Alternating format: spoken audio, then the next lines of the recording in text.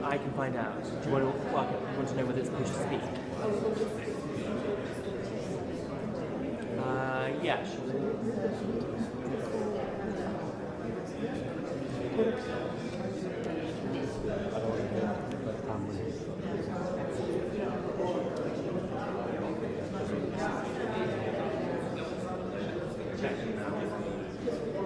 Yeah, sure.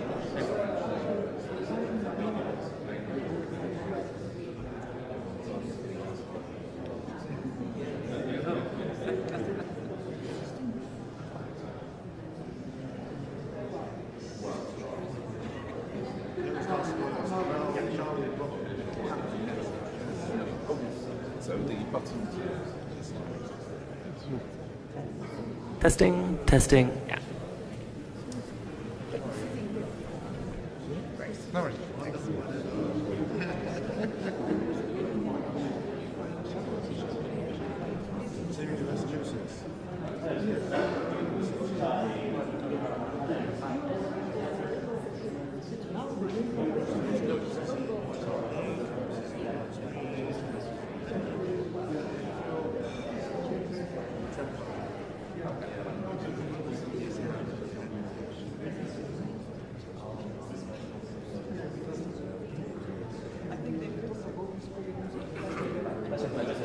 Yeah. I'm not going to be watching now. Okay. Thank you so much.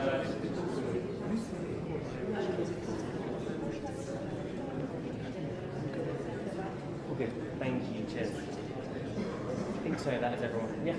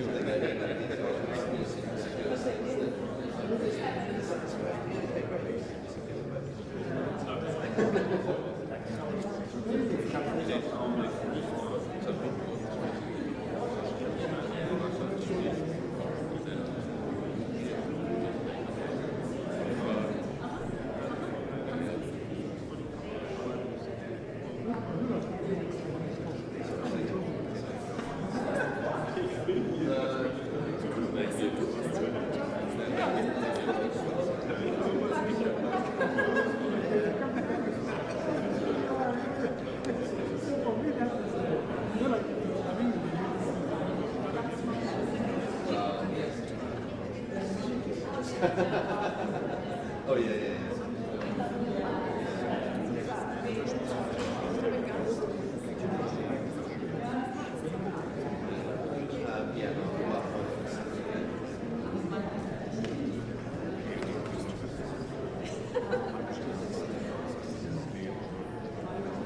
Bonjour, Excellence.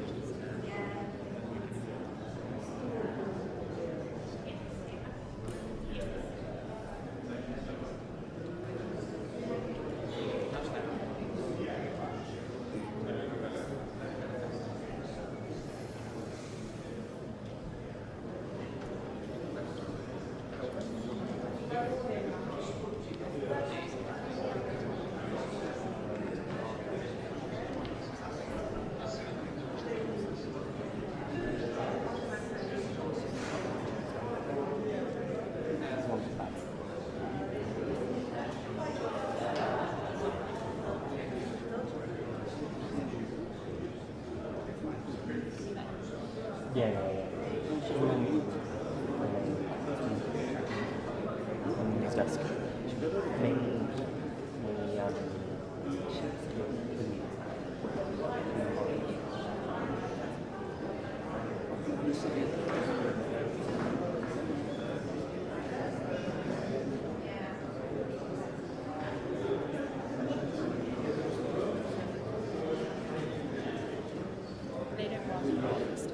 Upstairs.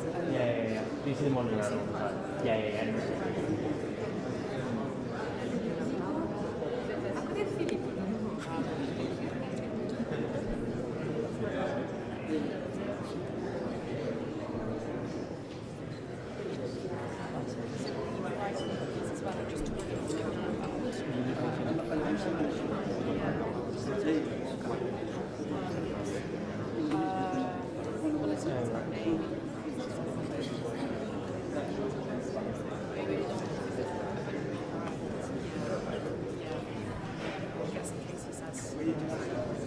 Oh, news desk.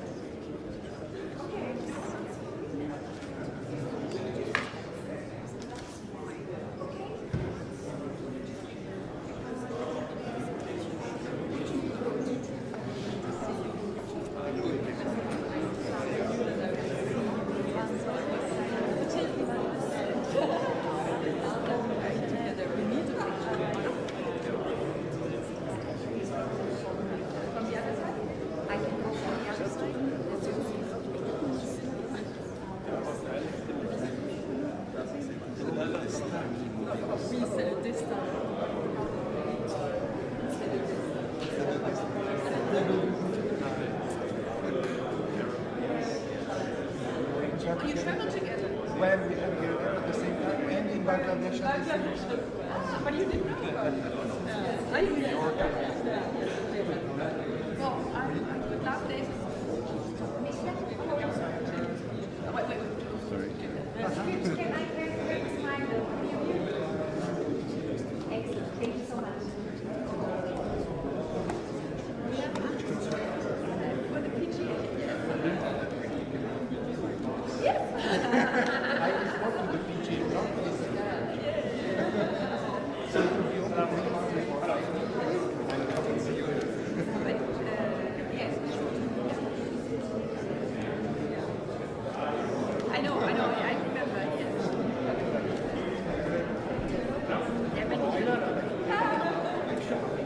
It wasn't me, it was someone else. Oh, sorry.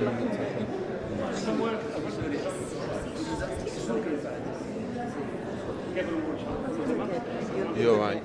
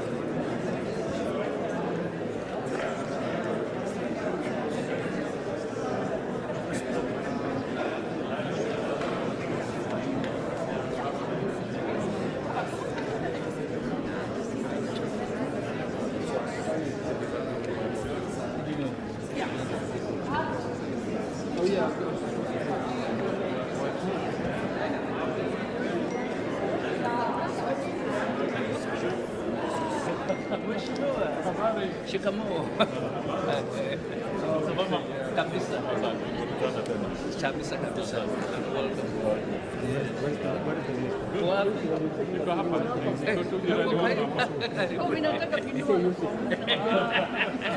Sorry, politics.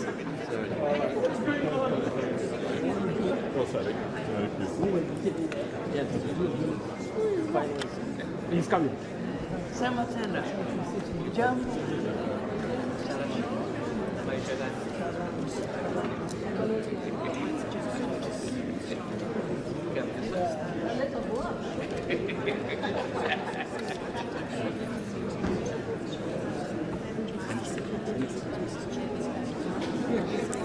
Oh, the other side.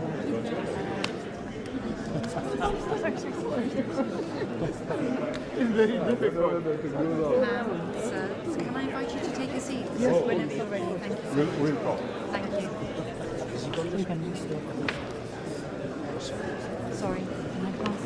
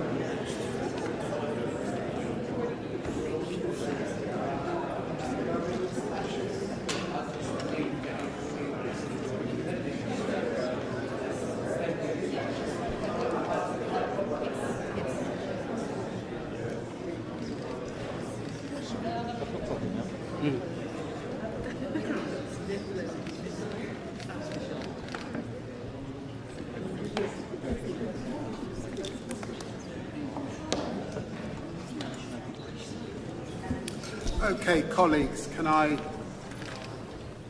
call everyone to attention as we focus on Sudan and this crisis before us. 2 years on from this war starting, with front lines shifting again, I fear that many onlookers feel a sense of déjà vu. The country's fraught history also means that some conclude that further conflict is effectively inevitable. Many have given up on Sudan. That is wrong. It's morally wrong when we see so many civilians beheaded, infants as young as 1 subjected to sexual violence, more people facing famine than anywhere else in the world. We simply cannot look away. And as I speak, civilians and aid workers in Al Fasher and Zamzam IDP camp are facing unimaginable violence, with over 4 million refugees having fled the country and instability spreading far beyond Sudan's borders. It's also strategically wrong to forget Sudan. And that's why, as Foreign Secretary, I refused to turn away. I felt a duty to confront this war's horrors head on. I've of course been to the Sudanese borders and met with survivors. I've called out attacks on civilians and humanitarian workers in the United Nations, and I've doubled our aid to Sudan. And today I'm announcing a further £120 million worth of support. But the biggest obstacle is not a lack of funding or texts at the United Nations. It's a lack of political will. Very simply, we have got to persuade the warring parties to protect civilians, to let aid in and across the country, and to put peace first. And so we do need patient diplomacy, and bringing together this group today, focusing of course on the areas where we agree, but building out from there is very, very important today, indeed. Today's goal is then to do just that. We all want to see Sudan's sovereignty and territorial integrity upheld. We all want to see a united state with functioning institutions.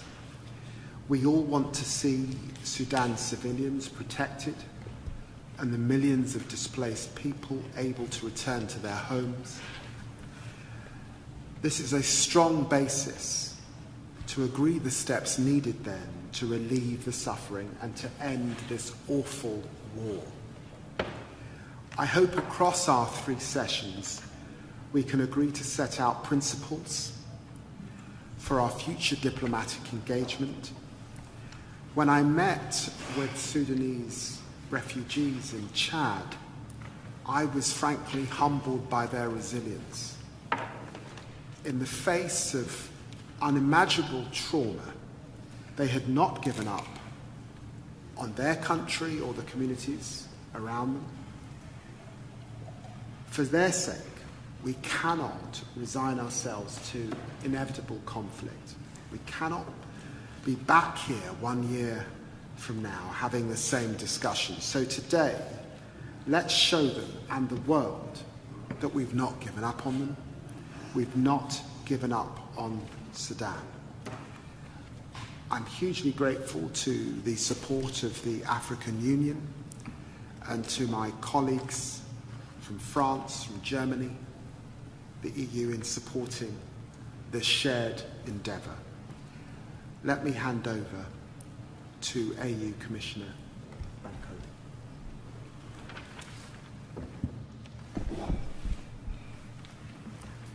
Thank you, Foreign Secretary. The core message today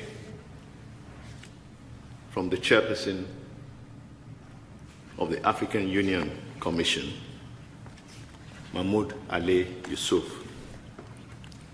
is that, and I quote, there can be no military solution in Sudan.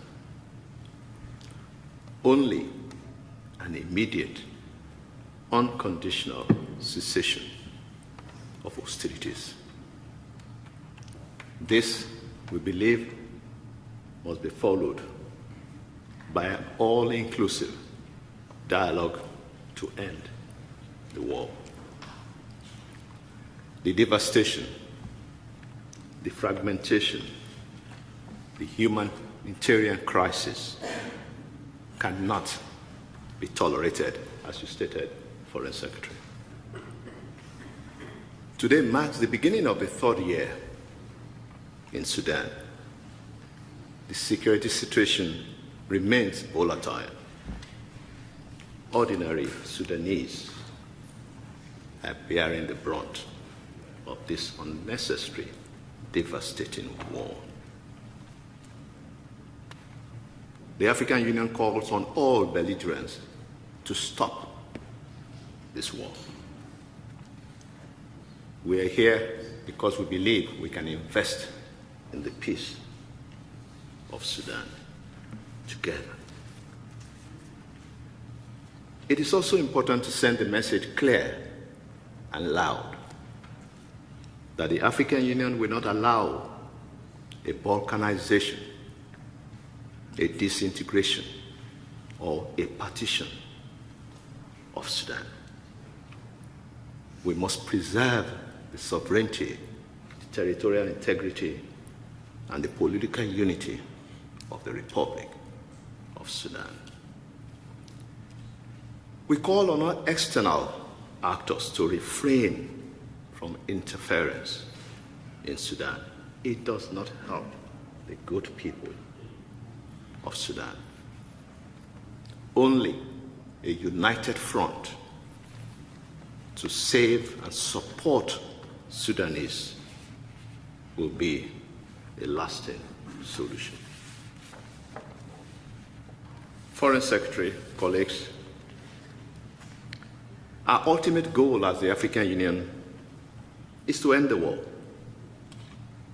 With your support, with IGAD support, with the League of Arab States, with the intergovernmental body called IGAD. But it must be Sudanese-led, Sudanese-owned, the political dialogue process that we cherish. The African Union roadmap adopted by our leaders has clear 6 pillars that has comprehensively outlined the immediate needs and aspirations of the Sudanese people. It is time to support and expedite the implementation of this roadmap. In conclusion, Foreign Secretary, the African Union reaffirms a coordinated and integrated global approach to resolving this crisis. This must be the legacy of the London Sudan Conference. It is a landmark moment for us, for international partners and friends of Sudan, to provide the pathway to an enduring peace and stability. A new Sudan is possible, but for us, it must be anchored on one thing: the restoration of a civilian-led, constitutional, democratic order. I thank you, Foreign Secretary, for co-chairing this process. This conference builds on the work of France last year, and I'm very grateful for Jean-Noël Barrot for co-hosting with me. Jean-Noël. Mesdames et Messieurs les ministres, Mesdames et Messieurs les représentants des Nations Unies, de l'Union africaine, de la Ligue des États arabes, de l'Union européenne et de l'IGAD. Il y a 2 ans, le 15 avril, le destin de dizaines de millions de Soudanaises et de Soudanais a basculé lorsque le conflit entre les forces armées soudanaises et les forces de soutien rapide a éclaté. 2 ans après, nous devons continuer d'agir collectivement pour que ce conflit ne tombe pas dans l'oubli, pour y apporter une réponse concrète. La France se tient aux côtés des Soudanaises et des Soudanais. Comme toi, cher David, je me suis rendu auprès des réfugiés à la frontière entre le Soudan et le Tchad en novembre dernier, au contact des réalités que vivent les Soudanaises et les Soudanais, y compris celles et ceux qui ont été contraintes de se réfugier dans les pays voisins. Et j'en ai tiré 3 convictions. La première, c'est que nous devons rester pleinement mobilisés pour soutenir la réponse humanitaire. Elle est vitale pour les Soudanaises et les Soudanais. Il y a 1 an, la conférence de Paris avait permis de lever plus de 2 milliards d'euros pour appuyer les populations affectées par le conflit. Nous pouvons nous féliciter que la quasi-totalité des engagements financiers humanitaires ait été décaissée. Nous avons collectivement tenu nos promesses et je tiens à saluer la mobilisation européenne qui a été cruciale. Et je sais, cher Adja, que l'Union poursuivra son action. Mais la situation se dégrade chaque jour davantage. Nous devons donc tous nous mobiliser. Et c'est pourquoi j'ai décidé d'allouer 50 millions d'euros supplémentaires pour soutenir l'action des agences des Nations Unies et des organisations non gouvernementales au Soudan et dans les pays voisins en 2025. En réponse aux demandes formulées lors de la conférence de Paris, des avancées ont été réalisées en matière d'accès humanitaire, dont la réouverture du couloir d'Adré entre le Tchad et le Soudan. Je salue à cet égard cette décision importante prise par les autorités dirigées par les forces armées soudanaises, mais ces progrès demeurent toutefois insuffisants. Nous y reviendrons ultérieurement. Ma deuxième conviction, c'est que la communauté internationale doit agir pour favoriser les conditions d'un règlement négocié du conflit. Il y a un an, nous avons adopté à Paris une déclaration de principe forte qui a démontré notre capacité à nous rassembler. Alors que le conflit évolue, nos discussions aujourd'hui doivent nous permettre d'avancer dans la même direction au service de la paix. Et pour cela, les acteurs étrangers impliqués dans le conflit doivent arrêter d'apporter un soutien militaire aux partis et s'abstenir de toute action qui alimenterait les combats. Pour cela aussi, les Nations Unies ont un rôle à jouer pour renforcer les efforts de médiation en cours et proposer une sortie de crise. Ma troisième conviction est qu'aucune solution durable ne sera apportée au conflit si les acteurs civils sont exclus du processus de paix. Pour que les armes se taisent, il faut que les voix de la société civile puissent s'exprimer.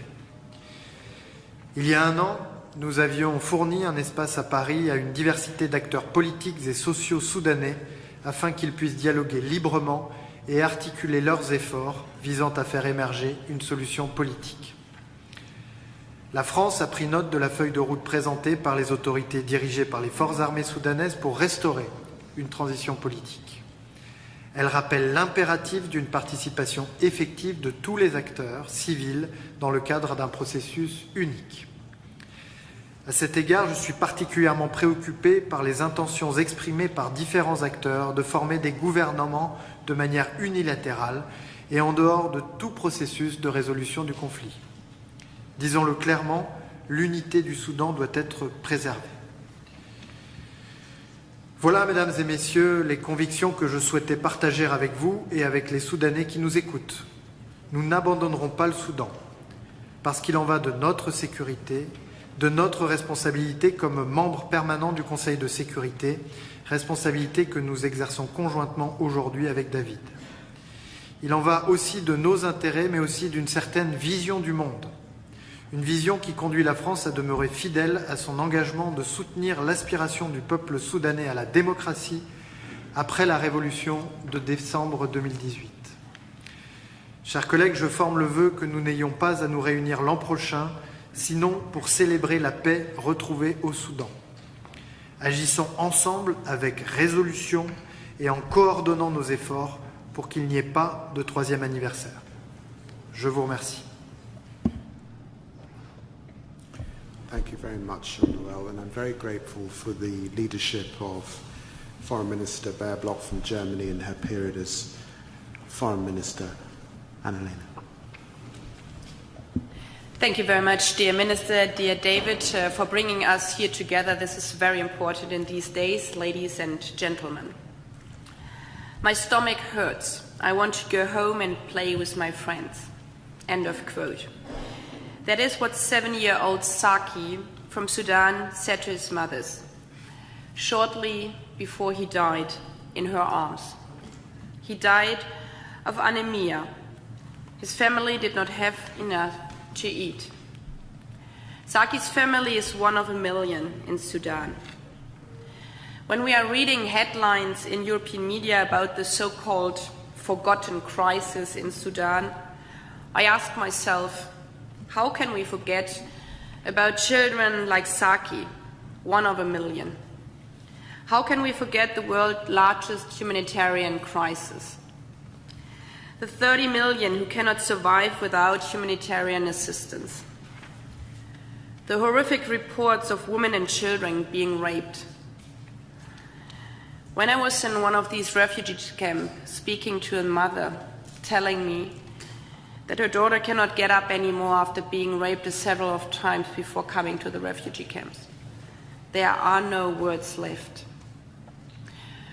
They reported atrocities, such as the people trapped in El Fasher and the hundreds of civilians and aid workers that have reportedly been killed this weekend. We cannot forget them, because every life matters. This war must end, and if it continues, there will not be any winner at all. We all lose humanity. Therefore, I would also like to underline 3 priorities. 1, Humanitarian assistance. Germany is today pledging an additional 125 million euros for Sudan and their neighboring states. But we must ensure that humanitarian assistance can actually reach those in need most, children like Saki. And I want to be crystal clear as well. No amount of humanitarian assistance will be sufficient if this war continues. As said by the African Union, there cannot be any military solution. This war must end. Therefore, second, all external actors must work towards de-escalation. Those who seek to gain power or influence in Sudan through military or financial support are fueling the flames of conflict, and they should see the face of Saki and the raped girls and women every day. We therefore urge all external actors to use their power responsibility in order to shape a secure and peaceful region. Third, the parties to the conflict must finally come to the negotiation table. We firmly support the African Union and the United Nations in taking the lead towards a lasting peace. And I would also underline the words of my French colleague and my British colleagues. We had a good meeting in Paris, and we were a couple of steps further than we are right now today. So we have to continue to work on that roadmap. A first step for a lasting ceasefire could be an agreement for the protection of critical infrastructure as proposed by the European Union. And those who are definitely ready for peace are the people of Sudan, the millions of innocent. We need them, we need the civilians, for a political process that empowers the Sudanese people to shape their own future. Because they are not forgetting about their people. They are not forgetting about the children like Saki. They are not forgetting about the survivors of sexual violence, the millions of people who had to flee their homes. And we are standing by their side. We will continue our work until we see peace also in Sudan. Thank you. Thank you very much, Anna-Lena, and I'm very grateful. I think the whole world is very grateful for the huge financial contribution of the European Union. Commissioner Lammy. Thank you, David. Ladies and gentlemen, dear friends, I would like, first of all, to thank you all for your commitment to the people affected by the war in Sudan. I was in eastern Chad just last week, and I saw the devastating impact of this conflict on refugees, especially women and children. What I saw, what I've heard, was horrifying, just heartbreaking. And today, my thoughts are with the people of Sudan, to the nearly 15 million who have been uprooted by conflict, to the 500,000 people trapped in Zamzam camps since February 2025, to the hundreds who died last week, to the nearly 25 million people in emergency food insecurity. I also saw the courage and dedication of the humanitarian workers feeding the hungry and saving lives, and sometimes, unfortunately, losing their own lives. The EU is more committed than ever to get humanitarian aid to those who need it most, both in Sudan and neighboring countries. But we must have unhindered access. That was my main message when I was in Chad, last week. I praised also the open and welcoming policy of Chad to welcoming the refugees. The EU, with our member states, is keeping the Sudan crisis high on the agenda, for example, through high-level events. We also organized joined even with UNHCR last week on the regional dimension of the crisis with my friend Filippo Grandi. The unprecedented humanitarian challenges in Sudan require a united front and a powerful collective advocacy. We must speak with one voice to demand respect for international humanitarian law, the protection of civilians, including humanitarian workers, and unhindered access for humanitarian aid in Sudan and in the hard-reach areas. The EU has made available €282.5 million this year for the crisis in Sudan. This covers humanitarian, development and stability programs, both in Sudan and the neighboring countries. But this funding will not be enough, so we need strong collective action. And we must strengthen our coordination to make sure our funding works together and not in silos. This includes getting development actors and the private sector more involved. We must also recognize the vital role of local responders and support them.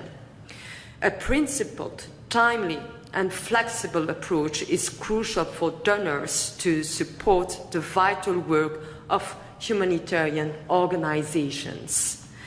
The Sudan crisis is the largest humanitarian crisis in the world, and I'm committed to keeping it high on the global agenda. Let's make sure today's discussions lead to much needed relief for the people of Sudan. They are counting on us. We cannot look away. We all have a responsibility. We need to take this responsibility all together. Thank you. Well, thank you. And with that, I think the media are now departing.